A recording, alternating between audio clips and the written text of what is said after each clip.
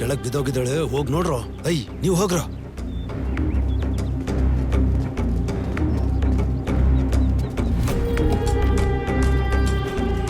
ಲೇ, ಆ ಗಾಡಿನ ಸೈಡ್ಗೆ ಹಾಕ್ಬಿಡ್ರೋ.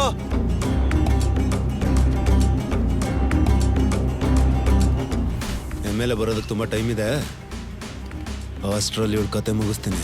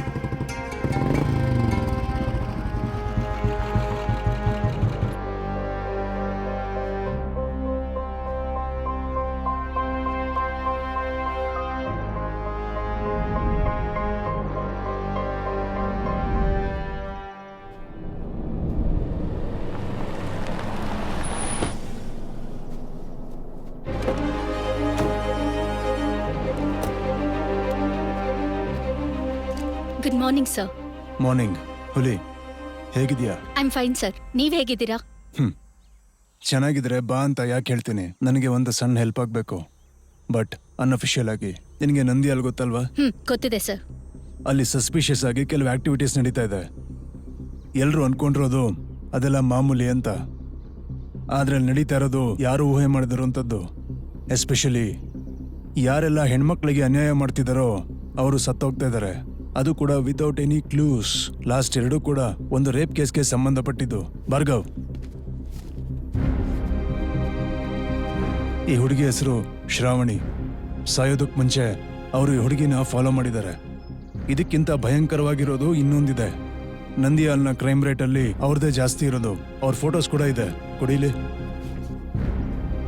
ತಗೋ ನೋಡು, ಇವನ್ ಹೆಸರು ಹರ್ಷ.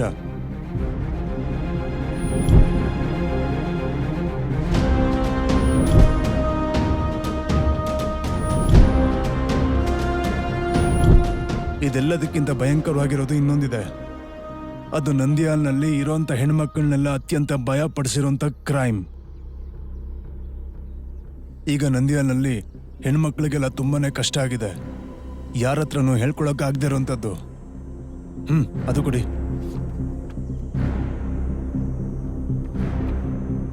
ಈ ಹುಡುಗಿ ಹೆಸರು ಅಮೃತ.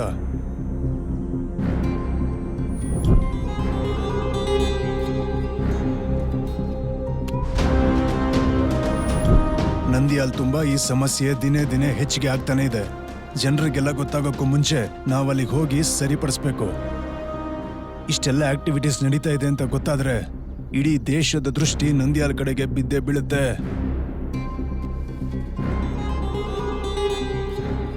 And one more thing, government ನಂದಿಯಾಲ್ನ ಡಿಸ್ಟ್ರಿಕ್ಟ್ ಮಾಡಬೇಕು ಅನ್ನೋ ಇನ್ಫಾರ್ಮೇಶನ್ ನಮ್ಮ ಹತ್ರ ಇದೆ. ಅದಕ್ಕೂ ಮುಂಚೆ ಇವೆಲ್ಲಾನು ಕ್ಲಿಯರ್ ಆಗಬೇಕು. ಜೇಡ ಎಲ್ಲಂದ್ರಲ್ಲಿ ಬಲೆ ಕಟ್ಟೋ ಹಾಗೆ ನಂದಿಯಾಲ್ನಲ್ಲಿ ಕ್ರೈಮ್ಗಳು ಹೆಚ್ಚಾಗ್ತಾ ಇದೆ. ಆ ಜೇಡ ಒಂದೇನಾ ಅಥವಾ ಗುಂಪಾಗಿದೆಯಾ ಅಂತ ತಿಳ್ಕೊಂಡು ಅದನ್ನ ಕೂಡಲೇ ನಾಶ ಮಾಡಬೇಕು. I want that bloody crimes nest destroyed. Okay sir. ಈ ಕೂಡಲೇ ಹೋಗ್ತೀಯ ತಾನೆ? Yes sir. Best of luck. Thank you sir.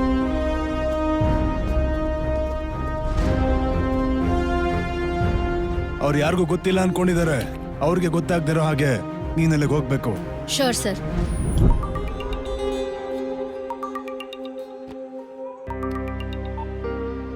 Hello. Oh, thank you doctor. ಅಮ್ಮ, ಅಪ್ಪನ ಟ್ರೀಟ್ಮೆಂಟ್ಗೋಸ್ಕರ ಕೇರಳ ಹೋಗಬೇಕು. ಅದು ಕೂಡ ನಾಳೆನೇ ಹೊರಡಬೇಕು.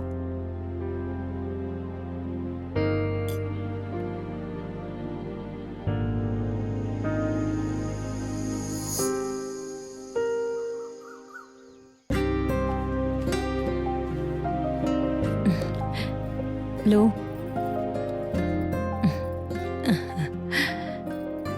ಹ್ಯಾಪಿ ಬರ್ಡೇ ಟು ಯು ಕಂದ. ನಮ್ಮಿಬ್ರಿಗೂ ಅಮ್ಮ.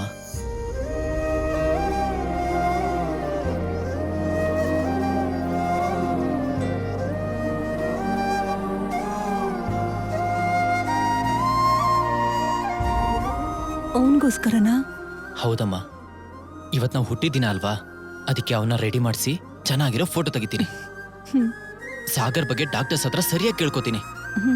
ಇನ್ನು ಎಷ್ಟು ದಿನ ಅಮ್ಮ ಈ ತರ ಇರೋದು? ಒಂದ್ಸಲ ಹೇಳಿದ್ರೆ ಬುದ್ಧಿ ಬರ್ಬೇಕು. ಪುಣ್ಯಕ್ಕೋಸ್ಕರ ದೇವ್ರ ಹತ್ರ ಹೋಗ್ತೀವಿ, ಸಂಬಂಧಕ್ಕೋಸ್ಕರ ರಾಕ್ಷಸ ಹತ್ರ ಹೋಗ್ಬಾರ್ದು.